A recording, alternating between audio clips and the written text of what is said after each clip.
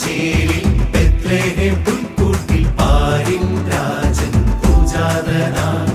രാവിൻ ചേരിൽ ബെത്ലഹേം പുൽക്കൂട്ടിൽ പാരിൻ രാജൻ പൂജാതനായി.